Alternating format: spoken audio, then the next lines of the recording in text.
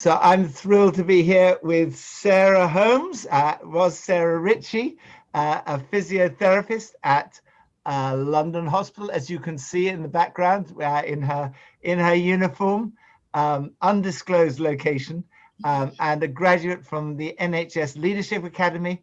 She's been a member of HTB for the last 13 years, a Connect Group leader, a Leadership College graduate, on the PCC since 2016, now on the standing committee, and our safeguarding officer. I'll come back to that in a moment, but recently married and expecting their first child in April.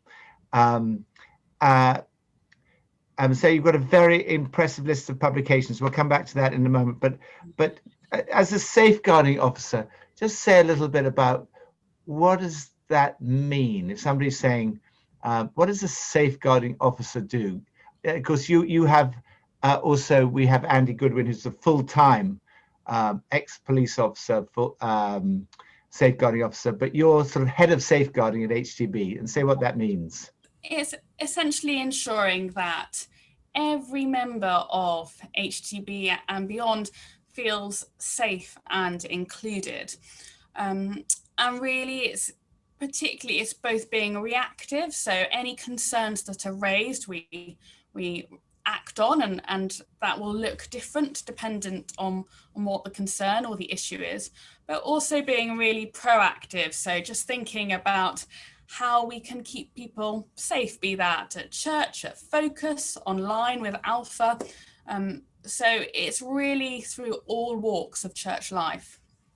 And if someone has a safeguarding concern, someone's watching this, member of the congregation, and they're saying, what should I do? What's the answer? I think it's really important to always just raise the issue. So even if you're unsure, is this a safeguarding issue or not? Should I be concerned about this or not? Flag it to Andy, and we work together, and we work with all the appropriate authorities, be that the diocese, be that social services, the police, and actually we talk that through. And often it might be something that just needs a conversation, but other times we might need to escalate that a little bit further. And just say why. I think everybody knows that safeguarding is really important, but from your own point of view, why do you feel so strongly about it? Yeah, I think I feel passionately that everyone at church feels included and safe. And we know that kind of in times gone by, that the church is not proud of their safeguarding history. So it's really trying to ensure that we take concerns really seriously and act upon them. So Sarah, what is your role in the NHS? So I'm a physiotherapist, and over the years that's looked slightly different. I work predominantly with older adults, and really from a rehabilitation perspective. During the first wave of COVID, I was really working with intensive care survivors who had been really impacted by COVID, often had lots of speech, swallowing, kind of mobility issues. And so trying to get people back on their feet again. So I've looked at your publications that you've, and I can't even pronounce the things that you've written research papers on. The prevalence of benign paroxysmal positional vertigo.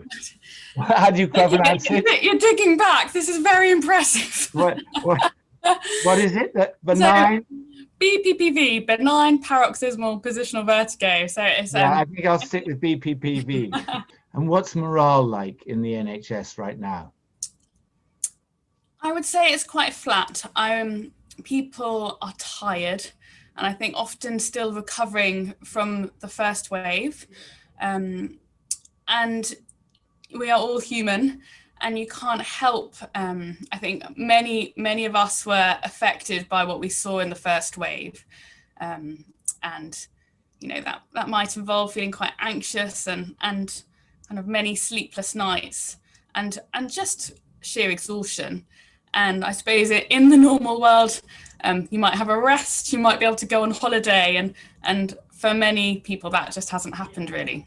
And what is the sort of advice that you would give to people watching this? Yeah, I think essentially at the moment, I think loving your neighbour looks like often being really safe and actually staying at home, socially distancing, wearing face masks in public, and doing things that probably even a year ago seemed so alien to us, but actually that can be the best way to look after people and our NHS.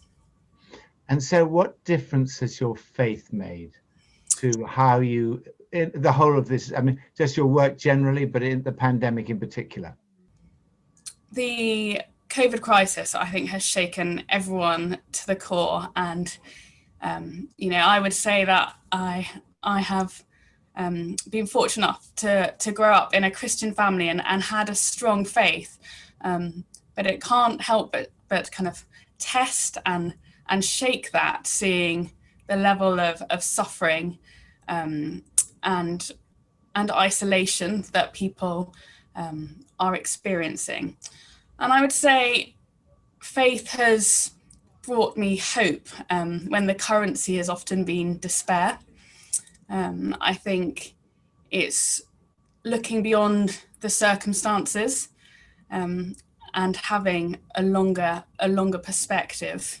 How should we be praying for people on the front line of the NHS right now? Yeah, I think really praying for the rollout of the vaccine. I think praying that people are praying for healing for those with COVID at the moment, praying for the staff who are really exhausted, just for a sense of hope for the staff as well. And Sarah, anything else you'd want to say to our congregation or other people watching this? I think the best is yet to come, and actually we can so easily be dismayed by the figures in the media, the press, and kind of stories that we hear, but actually knowing that that God has won the battle and victory will overcome COVID. Brilliant, Sarah. Fantastic. And you and your husband, you got married in Lambeth Palace, I think. Justin Welby was married you. A small wedding a couple of years ago. Yes. Was it 2 years ago? It was almost. Yeah. Well, 18 months. Oh, amazing. But you two are both well. We are both well. So it's very strange. He's working from home and sending me out each day. So. Yeah. Well, thank you so much, and thank you so much for all you do, particularly on the safeguarding for HTB is so invaluable. And thank you for what you're doing on the front line of the NHS and have been doing particularly through the COVID times and all that. It was just such courage to have been in contact with literally hundreds of people with COVID. Yeah. It's amazing. And we really salute you, Sarah, and very grateful for what you do. Thank you.